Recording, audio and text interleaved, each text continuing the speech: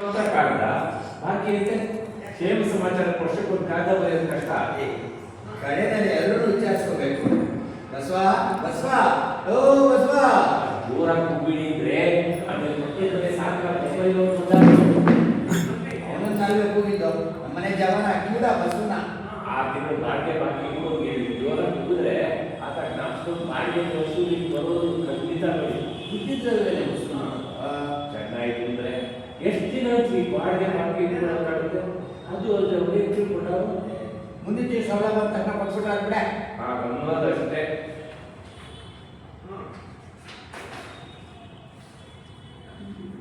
ಖಂಡಿತವಾಗಿ ಹೋದ ತಿಂಗಳು ಹೀಗೆ ಆಗಿದ್ರೆ ನಾನೇನು ಮಾಡುವೆ ಹೇಳು. ಏನ್ ಮಾಡಿ ಪ್ರತಿ ತಿಂಗಳು ಯಾಕಾದ್ರೂ ನೆಂಟರು ಎಷ್ಟು ಬರ್ತಾರೋ ಅಂತ ಇದ್ರು.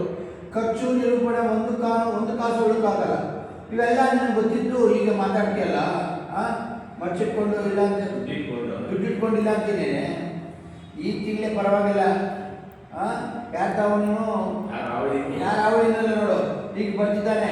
ಈಗ ಬೇಕು ಬಸವ ಹೇಳದೇಕೆ ಇದೆ ಮನೆ ಬಿಟ್ಟು ಹೋಗೋದು, ಇಷ್ಟ ಬಂದ ಮನೆ ಬರೋದು. ಈಗಿನ ಕಾಲ ಜವಾನರು ಮನೆ ಹಚ್ಕೊಂಡ್ಬಿಟ್ಟು ಹೆಚ್ಚಾಗಿ ಅಪಾಯಿಂಟ್ಮೆಂಟ್ ಇಟ್ಕೊಂಡ್ಬಿಡ್ತಾರೆ. ನಾನು ಇಷ್ಟು ಜೋರಾಗಿ ತಟ್ಟಲ್ಲ. ಈಗ ಹುಡುಗ ತಟ್ಟಿದಾರಲ್ಲ, ಇರಲಿ ಇವರಿಗೆ ಮಾಡ್ತೀನಿ. ಗೂಡಿ ಯಾರು ಬರ್ತಾ ಇದ್ದಾರೆ ಊರೆಲ್ಲ ಅಲ್ಲೂ ಇಷ್ಟೊತ್ತು ನೀನು ಬರೋದಕ್ಕಾಗ್ತದೆ. ಕತ್ತೆ ಎಲ್ಲ ನಾನು ವೆಂಕಟೇಶಯ್ಯ. ಓ ವೆರಿ ಸಾರಿ, ನಮ್ಮನೆ ಜವಾನ ಅಂತಿದ್ದೆ. ಅಲ್ಲ ನಾನು ನೋಡಿದ್ಮೇಲೆ ಗೊತ್ತಾಯ್ತು ತಾವು ವೆಂಕಟೇಶಯ್ಯ ಅಂತ ಬನ್ನಿ ಧಾರಾಳ ಬನ್ನಿ ಸೇವಿಸ್ಬೇಕು. ತಮ್ಮ ಪರಿಚಯ ನಾನು ಮಧು ಸ್ಕೂಲ್ ಬೇಸ್ಟು ಗೊತ್ತಿಲ್ಲ ಸುಮ್ಮನೆ ಇಲ್ಲ ನಮ್ಗ ಇಲ್ವಾ?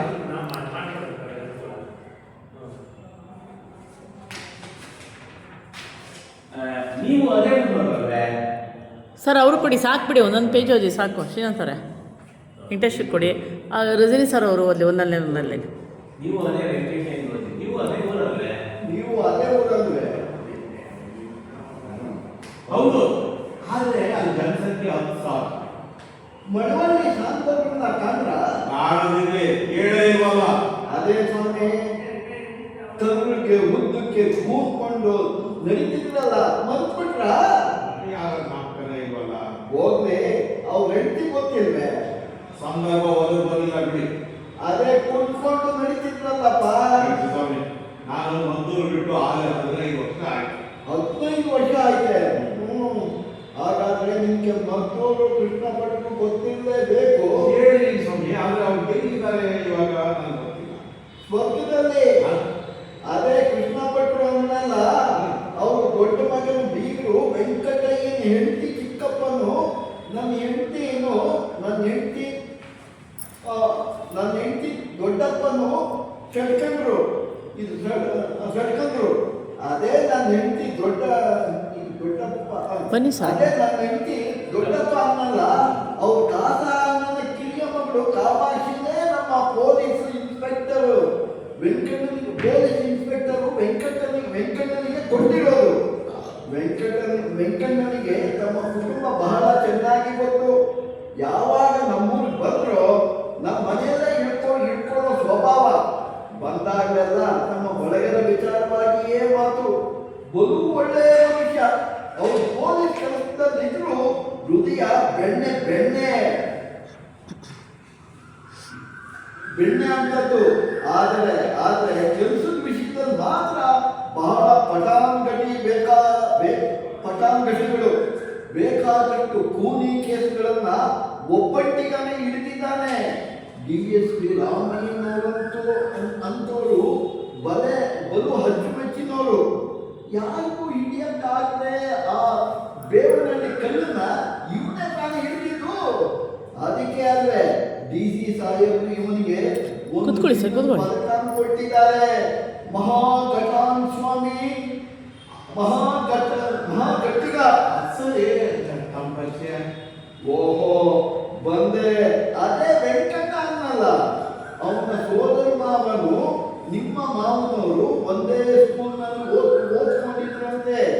ಅದು ಅಲ್ಲದೆ ದೂರದ ಬಳಗಾರ ಅಂತ ಕೇಳಿದ್ದೆ. ಅಂತೂ ನೀವು ನನ್ನ ಹೆಂಡತಿ ಕಡೆ ಸಂಬಂಧ ಕಷ್ಟಪಟ್ಟಂತರಿ ಕಷ್ಟವೇನು ಬಂತು ಅವೆಲ್ಲ ಅಂತ ಹೇಳ್ಬಿಡ್ತೀನಿ. ಒಂದು ಕಾರಣ ಇಷ್ಟು ದಿವಸ ಮದ್ದು ಸ್ಕೂಲ್ ಮೇಷ್ಟ್ರಿಗೆ ಆಯಿತು. ಇನ್ನು ಈ ಊರಿನ ಸರ್ಕಾರಿ ಸ್ಕೂಲ್ ಏನೋ ಇದಾಗಿದೆ ಅಂತ ಹೇಳಿ ಸರ್ಕಾರಿ ಸ್ಕೂಲಿನ ಕೆಲಸದಲ್ಲಿ ಇದರಿಂದ ನಮ್ಮಂತ ಬಡ ಮೇಷ್ಟ್ರು ಪಾಡು ಅವ್ರಿಗೆ ಏನು ತಿಳಿಬೇಕು ಸ್ವಾಮಿ. ನನಗೆ ಬರೋ ಸಂಬಳದಲ್ಲಿ ಈ ಊರಲ್ಲಿ ಸಂಸಾರ ನಡೆಸೋಕೆ ಸಾಧ್ಯವೇ? ಇದ್ದು ಬಂದ ದುಡ್ಡನ್ನೆಲ್ಲ ಮನೆ ಬಾಡಿಗೆ ಅಂತ ಕಟ್ಬಿಟ್ಟು ಕೈ ಬಾಯಿಗೆ ಪುರ್ಸೊತ್ಕೊಂಡು ಕೂತಿರೋದಕ್ಕೆ ಅಗತ್ಯ ಸ್ವಾಮಿ? ನೀವೇ ಹೇಳಿ. ಎಲ್ಲ ಅಂತ ಹೇಳಿ ನಾನು DEO ಸಾಹೇಬರಿಗೆ ಬರೆದಾಕೊಂಡಿದ್ದೀನಿ, ವಾಪಸ್ ನನ್ನ ಮಕ್ಕಳಿಗೆ ಕಳಿಸ್ಬೇಕು ಅಂತ. ವೆಂಕಣ್ಣನು ಸಾಹೇಬರಿಗೆ ಒಂದು ಮಾತು ಹೇಳಿ ಮಾಡ್ಕೊಡ್ತೀನಿ ಅಂತ ಹೇಳಿದ್ದಾನೆ. ಆದ್ರೆ ಸ್ವಲ್ಪ ದಿನ ತಡಿಬೇಕು. ಅಲ್ಲಿ ತನಕ ಇರೋಕೆ ನಿನ್ಗೇನು ಯೋಚನೆ ಮಾಡಬೇಡ. ನನ್ನ ಸ್ನೇಹಿತರು ರಮೇಶ ರಾಯರು ಅದೇ ತಾವು ಇದೇ ಊರಿನಲ್ಲಿ ಇದ್ದಾರೆ ಅಂತ ಬಹಳ ಒಳ್ಳೆಯ ಜನ. ವಿಪರೀತ ವಿಶ್ವಾಸ.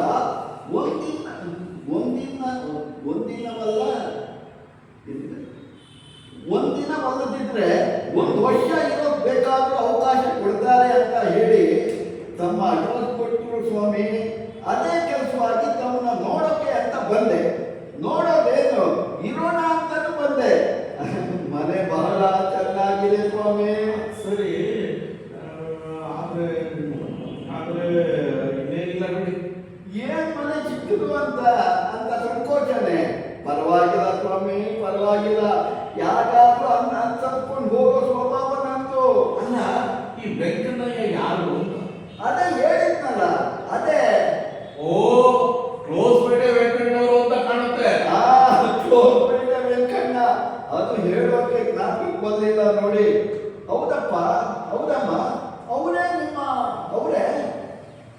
ಅವರೇ ನೀವೇ ಪರವಾಗಿಲ್ಲ ಚೆಕ್ ಅಂತ ಹಿಡ್ಕೊಂಡ್ಬಿಟ್ರಿ. ನಿಮ್ ತಂದೆ ತಾಯಿ ಎಲ್ಲ ಆರೋಗ್ಯನೇನಮ್ಮ? ಪರವಾಗಿಲ್ಲ, ಸಂಬಂಧ ಹಿಡಿದ್ರಲ್ಲ. ಇವ್ರು ಯಾರೇ? ಯಾರೇ ಇವರು? ನನ್ನೇನು ಗೊತ್ತಾಗ್ತಾನೆ ಇಲ್ಲ. ನನಗಾಗಿ ಏನ್ ಗೊತ್ತು? ವೆಂಕಣ್ಣಯ್ಯನವ್ರ ಹೆಸರು ಮಾತ್ರ ಹೇಳ್ತಿದ್ದೀನಿ ಅಷ್ಟೇ. ಈ ಠಿಕಾಣೆ ಹಾಕೋಕೆ ಪ್ರಯತ್ನ ಪಡ್ತಿದ್ದಾನೆ. ಓಡಿಸೋದು ಗಾಡಿ ಅಂತ ಇರ್ಲಿ. ನಮಗೆ ನಮ್ಮನೇಲಿರೋದಕ್ಕೆ ಬಹಳ ತೊಂದರೆ ಆಗುತ್ತೆ. ಯಾಕೆ ಅಂದ್ರೆ ಮೊದಲನೇ ಪ್ರೀತಿಯಿಂದ ಹೋಗಿ ಇಲ್ಲಿ ಸರ್ ಮೇಲಿದ್ದಾರೆ ಹೇಳಿದ್ನಲ್ಲ ಅನುಸರಿಸ್ಕೊಂಡು ಹೋಗೋ ಸ್ವಭಾವ ನಮ್ದು ಅಂತ ಬುದ್ಧಿ ಹೋದ ನೋಡಿ. ರಸ್ತಿಗೆ ಹೋಗ್ಬಿಡ್ತಾರೆ, ನೀವು ಹತ್ರ ಆಗ್ಬಿಡುತ್ತೆ. ಇನ್ನೇನಿಲ್ಲ ಮಕ್ಕಳು ಕೂತ್ಕೊಂಡು ಒಂದೇ ಇರೋದು. ಇನ್ನೇನಿಲ್ಲ ಬೆಂಗಳೂರಿಂದ ನನ್ನ ಸ್ನೇಹಿತರು 4 ಜನ. ಇನ್ನೇನಿಲ್ಲ, ಬೆಂಗಳೂರಿಂದ ನನ್ನ ಸ್ನೇಹಿತರು 4 ಜನ, ಮತ್ತೆ ನನ್ನ ಬಾವು ಸಂಸಾರ 10 ಜನ ಎಲ್ಲರೂ ಒಟ್ಟಿಗೆ ಬಂದು ಇಲ್ಲಿದ್ದಾರೆ. ಅದಕ್ಕೆ ಕಷ್ಟ ಸ್ವಾಮಿ. ಈಗಿನ ಕಾಲದಲ್ಲಿ 10-14 ಜನ ಒಟ್ಟಿಗೆ ಬಂದ್ಬಿಟ್ರೆ ಸುಧಾರಿಸೋದು ತುಂಬಾನೇ ಕಷ್ಟ ಸ್ವಾಮಿ. ಅಲ್ಲ, ಬರೋರಿಗೆ ಅಷ್ಟು ತಿಳ್ಕೊಬೇಡ್ರೆ. ಈಗ ನೋಡಿ, ನಾನು ಬರುವಾಗ ನಮ್ಮ ಅಮ್ಮನೂ ಬರ್ತೀನಿ, ಕಡೆ ಮಗಳು ಬಾಣಂತನೂ ಅಲ್ಲೇ ಮಾಡಿಬಿಡೋಣ ಅಂತ ಹೊರಟಿದ್ರು. ಆದರೆ ನನಗೆ ಅರ್ಥ ಆಗೋದ್ರೆ ಬೇಡ, ಈಗಲೇ ಬರೋ ಬೇಡ, ಅಲ್ಲಿ ಸ್ಥಿತಿಗತಿಗಳನ್ನೆಲ್ಲ ತಿಳ್ಕೊಂಡು ಆಗ ಬರ್ತೀನಿ, ಆಮೇಲೆ ನೋಡೋಣ ಅಂತ ಹೇಳ್ಕೊಂಡೆ. ನಿಮಗೂ ಬರೋರು ನಾವು ಬೇಡ ಅಂತ ಅನ್ನೋದಕ್ಕೂ ಆಗೋದಿಲ್ಲ. ಅದೆಲ್ಲ ಅವರೇ ತಿಳ್ಕೋಬೇಕು. ಬರೋರು ಬರಲಿ, ಗೊಬ್ಬರ ಹಾಕಿ ಬರಲಿ. ಅದು ಬಿಟ್ಟು ಹೀಗೆ ತಂಡವಾಗಿ ಬಂದರೆ ಒಬ್ಬೊಬ್ಬರು ಬಂದ್ರು ಕಟ್ಟಸಕ್ಕೆ ಒಂದು ಈ ಕಷ್ಟ ಅಂತ ಆಗ ಅನ್ಸರ್ಸ್ಕೊಂಡು ಹೋಗೋದು. ಸಾಂಗಿ ಒಂದು ಇಟ್ಕೊಂಡು ಕೂತಿದ್ದಾನಲ್ಲ, ಓದೋದು ಯಾಕಪ್ಪ ರಾತ್ರಿ ಹೊತ್ತು ಬೇಕಾದ್ರೆ ಹೊರಗಡೆ ಜಲ್ಲಿ ಮಾಡ್ಕೋತೀನಿ. ಅಯ್ಯೋ ಕಟ್ಟಸದೆ ಕಳ್ಳ ನನ್ನ ಹತ್ರ ಬಂದು ಏನ್ ತಿಳ್ತಾನೆ ಸ್ವಾಮಿ? ನಾಯಿಗಳ ಕಾಟ ಇದೆ ಸಾಕು.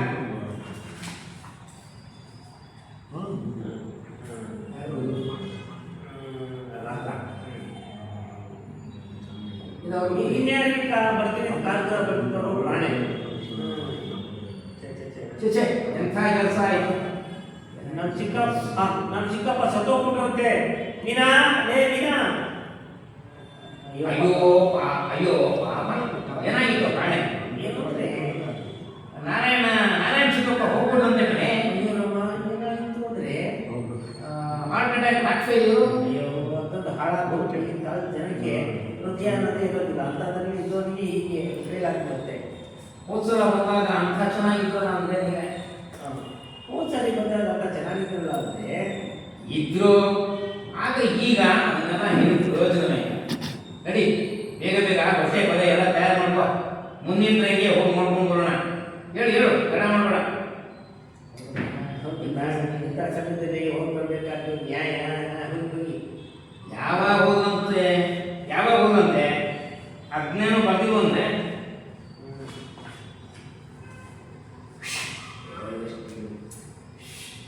ಹೇಳ್ದಷ್ಟು ಕೇಳು. ನಾರಾಯಣ ಸಿಕ್ಕಪ್ಪ ಸತ್ಯ ಸದ್ಯಕ್ಕೆ ಸುಳ್ಳು ಹೇಳಿ ಅಂತ ನಾ ಸಾಲ ಕೊಟ್ಟು ನಾನು ಅಂದಾಗೆ ಯಾವ ಊರು? ಹಾಸನ ತಿಳಿಸ್ಬೇಕು. ನಾವು ಇಲ್ಲೇ ಹೊಡ್ತಾ ಇದ್ದೀವಿ. ಪಾಪ ನೀವು ಇಲ್ಲಿ ಇರೋಣ ಅಂತ ಬಂದರೆ ಆದರೆ ಪರವಾಗಿಲ್ಲ, ಏನು ಮಾಡೋಕ್ಕಾಗುತ್ತೆ. ನಾನೇನೋ ಇಲ್ಲಿಗೆ ಬಂದೆ ಅಂತ ಆತ ಸಾಯಿ ಹೋಗೋಕ್ಕಾಗುತ್ತೆ? ವಿಧಿ ಸ್ವಾಮಿ. ಹಾ, ನೀವು ಹೋದ್ರೆ 8 ದಿವಸ ಅಲ್ಲಿರ್ಬೇಕಾಗುತ್ತೋ? ಕೇಳೋಕ್ಕಾಗಿಸ್ತದೆ. ಒಂದು 8 ದಿವಸ ಆಗ್ಬೋದಲ್ವೇ? ಆಗ್ಬೋದು. ಪಾಪ ನಮಗೆ ತೊಂದರೆ ಆಯಿತು. ಹಾಗೆ ನನ್ನ ವಿಷಯ ತಾವೇನೋ ಯೋಚನೆ ಮಾಡಬೇಡಿ. 8 ದಿನ ಆಗಲಿ ಅಂದರೆ 1 ತಿಂಗಳು ಹೋಗಿ ಬನ್ನಿ. ಏನು ಮಾಡೋಕ್ಕಾಗತ್ತೆ ಸ್ವಾಮಿ? ಅಲ್ಲಿ ತನಕ ಇಲ್ಲಿ ನಾನು ಒಬ್ಬನೇ ಕಳ್ಳ ಕಾಟುವಂತ ಬೇರೆ ಅಂದ್ರಿ. ಮನೆ ಕಾವಲಾದ ಹಾಗೆ ಮನೆ ಕಾವಲು ಹಾಗಿರುತ್ತೆ. ಊಟ ತಮಗೆ ಊಟ ಹಾಕಿದ್ವಿ.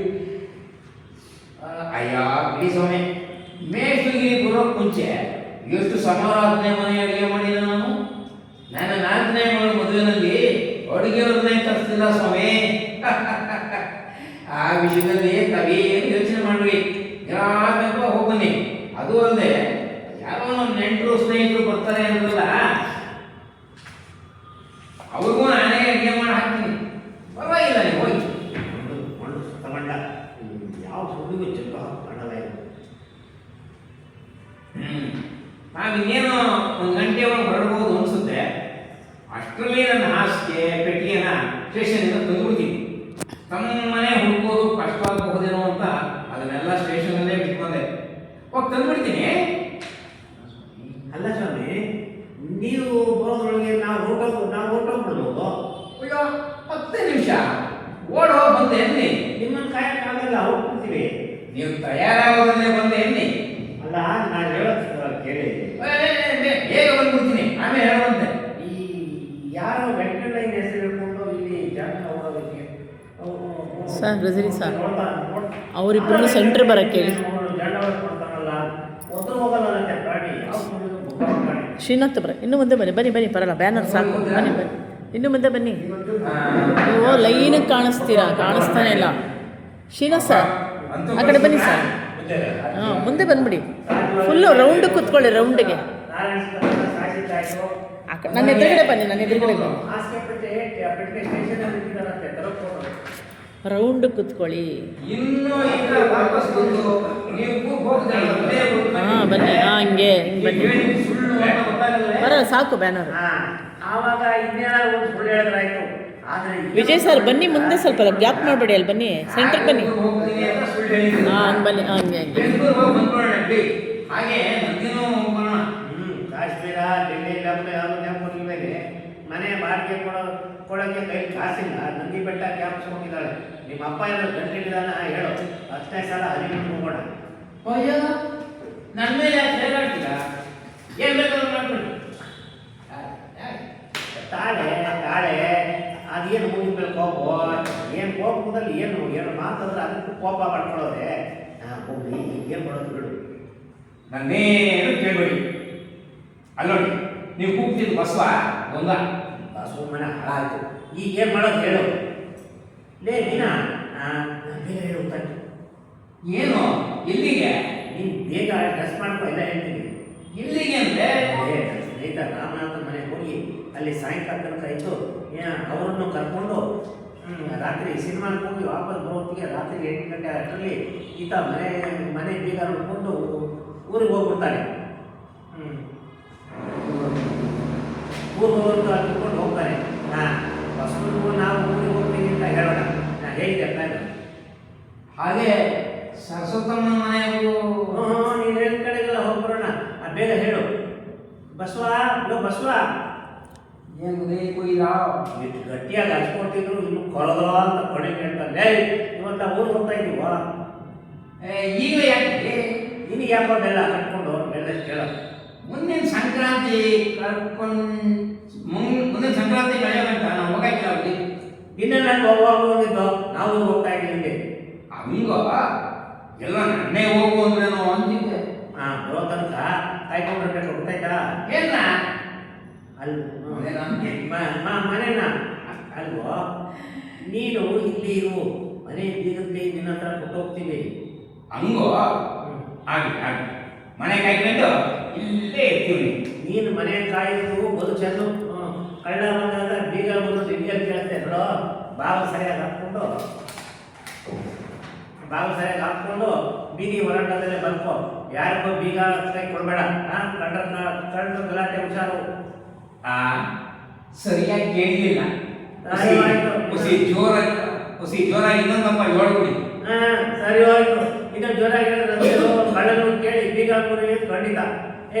ಮನೆ ಬೀಗ ಹಾಕೊಂಡು ಬೀದಿ ಬಂದ ಬರ್ಕೋ. ಆಗಿರುವುದೇ ಯಾವ ಗೊತ್ತಿರುವುದೇ? ಪ್ರತಿಯೊಂದು ಹೋಗ್ಸೋ ಹೊತ್ತಿಗೆ ಹಾಟ್ ಬರುತ್ತೆ. ಗೊತ್ತಿಲ್ಲ, ಅದಕ್ಕೆ ಬೇಗ ಬರ್ತೀವಿ. ಯಾವ ಸೀರೆ ಉಟ್ಕೊಂಡಿದ್ದೆ? ನೀನೇನೆ ಯಾವ ತಿಳ್ಕೊಂಡು ಬರಬಾರ್ದೇನೆ. ಈ ಉತ್ತರದಲ್ಲಿ ಸಾಕು ರೀ. ಅಯ್ಯ, ಯಾರಾದ್ರೂ ಬಂದಿದೆ? ಯಾರಾದ್ರೂ ಬಂದ್ರೆ ಏನು ಹೇಳಿ? 5 ಊರಿಗೆ ಹೋಗಿದ್ರೆ ಅಂತ ಹೇಳು. ಗೊತ್ತಿಲ್ಲ ಅಂತ ಹೇಳ. ಹಂಗಾರೆ ಗಾಡಿ ತಗೊಂಡ್ ಬರ್ಬೇಕು. ಹೋಗಿ ಬಸ್ಸಲ್ಲಿ ಹೋಗಿ ಬಸ್ಸಲ್ಲಿ ಹೋಗ್ತೀವಿ. ಬಸ್ಸು ಬಾ ಬಸ್ ತಗೊಂಬ ಅಂತ. ಬಸ್ ಏರೋಪ್ಲೇನ್ ತಗೊಂಬ ಅಂದೆ. ಬಸ್ಸಲ್ಲಿ ಹೋಗ.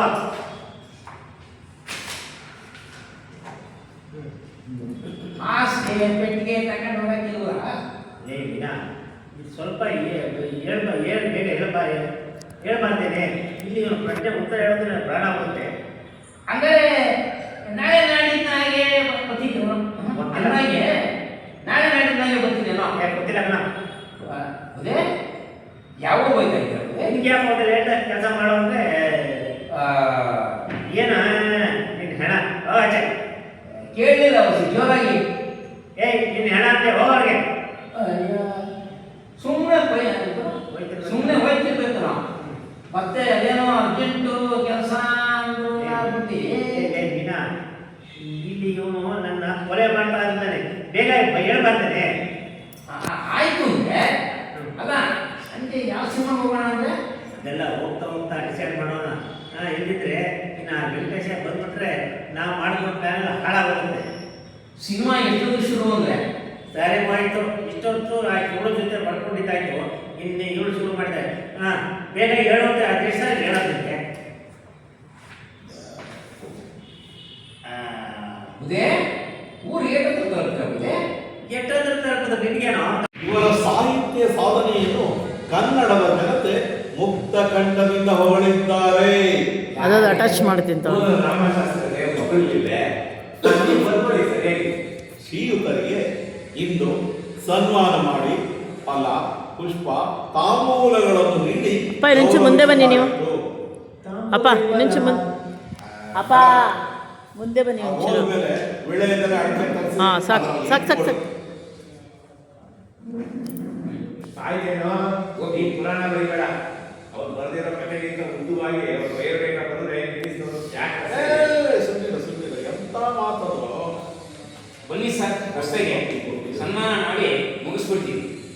ವಿಶ್ವ ಒಂದು ನಿಮಿಷ ಜುಬ್ಬ ಹಾಕೊಂಡು ಬಂದ್ಬಿಡ್ತೀನಿ. ನಿಂತ್ಕೊಳ್ಳಿ ಸರ್, ನಿಮ್ಮ ಜುಬ್ಬಕ್ಕಲ್ಲ ನಮ್ಮ ಸನ್ಮಾನ ಮಾಡಿದ್ದಾರೆ ನಿಮಗೆ. ಮೊನ್ನೆಗೂ ಸರ್ ಸನ್ಮಾನ ಮಾಡ್ತಾ ಇರೋದು ನಿಮಗೆ. ಬನ್ನಿ ಗುರು. ನಾನು ನಿಂತ್ಕೋಬೋದಾ? ಆಗುತ್ತೆ ಸರ್ ನೀವು ಬನ್ನಿ ಸರ್ ಬನ್ನಿ. ಹೋಗಿ ಹೋಗಿದ್ದು ನಾನು ನಿಂತ್ಕೋಬೋದ ಆಗ್ತದೆ ಯಜಮಾನ್ರು ನೀವು ನಿಂತ್ಕೊಂಡ್ರೆ ನಾವು ಬೇಡ ಅಂತೀವ ನೀವು ಅವ್ರ ಜೊತೆ ನಿಂತ್ಕೋಬೋದು ಕೂತ್ಕೊಳ್ಳೋಬೋದು ಅದೆಲ್ಲ ಅವ್ರಿಗೆ ಅವೆಲ್ಲ ಚೆನ್ನಾಗಿ ಗೊತ್ತು ಒಂದು ಸನ್ಮಾನ ಈಗ ಹಾರ ನೀನು ಹಾಕ್ತೀಯೋ ನಾನು ಹಾಕ್ತೀನಿ ಹಾಕಿ ಮುಗಿಸು ಮಾರಾಯ ನೋಡೋ ಗಬ್ಬಿ ರಸ್ತೆ ಕಾಣೋ ಫೋಟೋ ತೆಗಿಬೇಕು ನಾವು ಬಿಡ್ಬೇಕಾ ನಾವು ಬಿಡ್ಬೇಕು ಅವ್ನು ಎಲ್ಲರೂ ಬೆಳೆಸ್ತಾನೆ ಅದೇ ಅವನ ಕಸ್ತು ತಗೊಳ್ಳಿ ಮೇಡಮ್ ಈ ಟ್ರೇ ಕೂಡ ನಿಮಗೆ ಅಭಿನಂದನೆಗಳು ಸರ್ ಸರ್ ಈಗ ಅಭಿನಂದನೆ ಭಾಷಣ ಹೋಗ್ತೀನಿ ತಾವು ಚೆಂಡಿನೊಂದಿಗೆ ಹುಟ್ಟಿ ಚೆಂಡಿನೊಂದಿಗೆ ಬೆಳೆದವರು ತಾವು ಒದೆಯುವುದರಲ್ಲಿ ಸೀವರು ತಮ್ಮ ಕೈಗೆ ಒರೆಸಿಕೊಳ್ಳದ ಬಾಲೇ ಅಲ್ಲ ತಾವು ಈವರೆಗೆ ಅನೇಕ ಸಲ ಗೋಲು ಹೊಡೆಯಲು ಪ್ರಯತ್ನಿಸಿದ್ದೀರಿ. ಏನು ಇದು ನೀವ್ ಯಾವಾಗ ಮದುವೆ ಕಲ್ತ್ರಿ?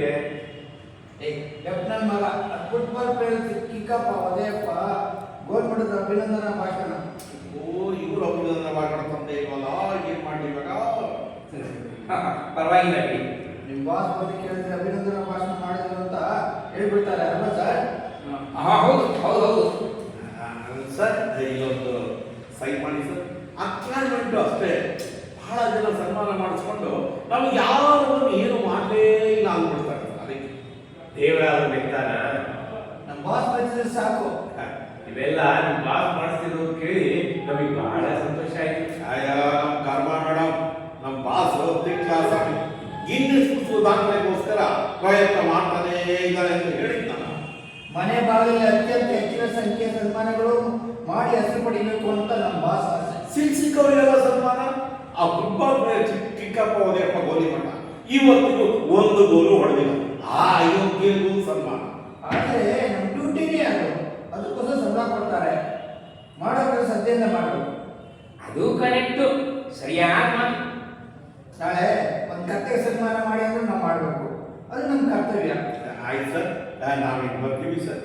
ಸರ್ ಸರ್ವಿಸ್ ಚಾರ್ಜ್ 150 ರೂಪಾಯಿ ಕೊಡಬೇಕು. ನಾವು ಕೊಡ್ಬೇಕಾ? ಯಾಕೆ? ಮತ್ತಿನ ನೀವೆಲ್ಲ ಸೇರಿ 300 ರೂಪಾಯಿ ಆಗಿದೆ. ನಾವು ಕೇಳ್ತಾರೆ ಬರೀ 250 ರೂಪಾಯಿ. ಕೊಡಿ ಬೇಗ ಕೊಡಿ. ಅಯ್ಯೋ, ನಾವೇ ಹಣ ಕೊಡ್ಬೇಕಾ? ಈ ಕಾಲದಲ್ಲಿ ದುಡ್ಡು ಕೊಟ್ಟು ಸನ್ಮಾನ ಮಾಡಿಸ್ಕೊಳ್ಳೋ ಜನ ಬಹಳ ಇದ್ದಾರೆ. ಆದರೆ ನಾವು ನಿಮ್ಮನ್ನು ಬುದ್ಧಿ ಸನ್ಮಾನ ಮಾಡ್ತಾ ಇದ್ದೀವಿ. ದುಡ್ಡು ಕೊಡೋಕೆ ನನಗೆ ಮನಸ್ಸು ಒಪ್ತಾ ಇಲ್ಲ. ಇಷ್ಟಕ್ಕೂ ನಾವೇ ನಿಮ್ಮನ್ನ ಕೇಳಿದ್ರಿಲ್ವಲ್ಲ? ಸನ್ಮಾನ ಮಾಡೋ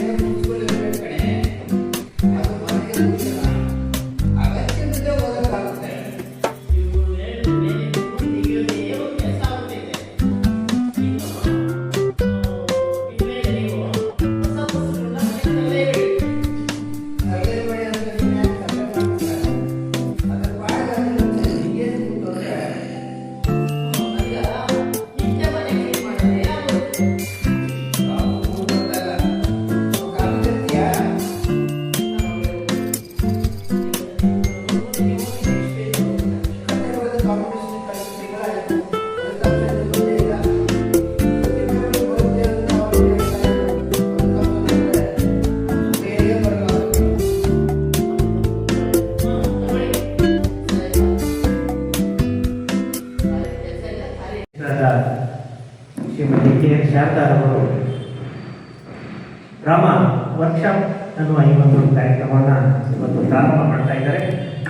ಈ ಕಾರ್ಯಕ್ರಮಕ್ಕೆ ಆಗಮಿಸಿರ್ತಕ್ಕಂಥ ನಮ್ಮ ಎಲ್ಲ ಕಲಾವಿದ ಬಂಧುಗಳಿಗೂ ಭೈರವಿ ಕಲಾನಿಕೇತನ ಮಹಿಳಾ ಸಂಸ್ಥೆಯ ಪರವಾಗಿ ಹಾಗೂ ನಮ್ಮ ಶಾರದಾ ಮೇಡಮ್ ಅವರ ಪರವಾಗಿ ಎಲ್ಲರಿಗೂ ಹೃದಯಪೂರ್ವಕವಾದ ಸ್ವಾಗತ ಸುಸ್ವಾಗತ. ಹಾಗೆ ನಮ್ಮ ಮೇಡಮ್ ಅವರು ಸಾಹಸ ಪ್ರವೃತ್ತಿ, ನಾನಾದರೂ ಅವರ ಒಂದು ಒಳ್ಳೆಯ ಗುಣಕ್ಕೆ, ಅವರ ಈ ಒಂದು ಸಾಹಸ ಪ್ರವೃತ್ತಿಗೆ ಮತ್ತು ಈ ಕಲೆಯಲ್ಲಿ ಬೇರೆ ಕಲಾವಿದರಿಗೂ ಬರಬೇಕು. ನಾವು ಒಬ್ಬರು ಸಹ ಇಬ್ಬರು ಸಾಲದು. ಇಂಥ ಒಂದು ಕಲೆಯನ್ನು ನಾವು ಬೆಳೆಸಬೇಕಾದ್ರೆ, ಪೋಷಿಸಬೇಕಾದ್ರೆ, ಉಳಿಸ್ಬೇಕಾದ್ರೆ ನಾವು ಮಾತ್ರ ಕಲಾವಿದರಾಗಿದ್ರೆ ಸಾಲದು. ನಮ್ಮ ಜೊತೆಗಿದ್ದವ್ರನ್ನ, ಹಾಗೆ ಇನ್ನೂ ಯಾರ್ಯಾರು ಕಲಾವಿದರ ಅವರೆಲ್ಲ ಒಂದು ಗುಡ್ಡೆ ಹಾಕಿ ಈ ಒಂದು ಸಂಸ್ಥೆ ತಂಡದ ಮೂಲಕ ಅವರನ್ನ ಬೆಳೆಸ್ತಕ್ಕಂಥ, ಹಾಗೆ ಒಂದು ಚಿಕ್ಕದಾಗಿ ಪೋಷಿಸ್ತಕ್ಕಂಥ ಒಂದು ಒಳ್ಳೆಯ ಮನೋಭಾವವನ್ನು ಉಳ್ಳಂಥವರು ನಮ್ಮ ಅಧ್ಯಕ್ಷರಾದ ಶ್ರೀಮತಿ ಶಾರದಾ ಮೇಡಮ್ ಅವರು. ಅವರಿಗೆ ಮತ್ತೊಮ್ಮೆ ಎಲ್ಲರ ಪರವಾಗಿ ಹೃದಯಪೂರ್ವಕವಾದ ನನ್ನ ಅನಂತ ನಮನಗಳನ್ನು ನೋಡಿ, ಸಾಹಸ ಅನ್ನೋದು ಹೇಗಾದ್ರೂ ಮಾಡಬಹುದು.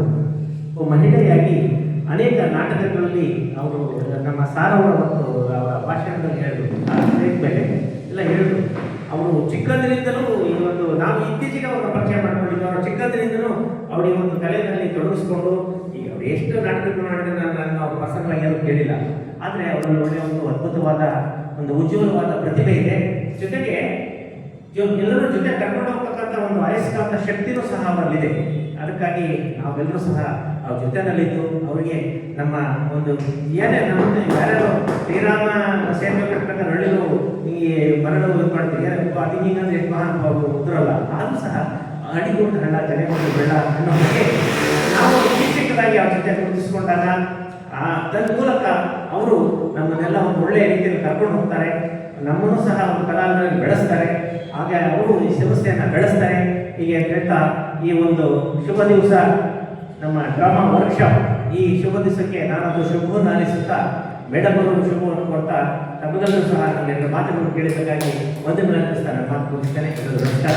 ಹಾಗೆ ಈ ದಿನದ ಕಾರ್ಯಕ್ರಮಕ್ಕೆ ನಮ್ಮ ಅಶ್ವಥ್ ಅವರು ಅವರು ಹಳ್ಳಿಗಾಡಿನ ಅದ್ಭುತವಾದ ಪ್ರತಿಭೆ, ಹಳ್ಳಿಗಾಡಿನ ಅದ್ಭುತವಾದ ಪ್ರತಿಭೆ.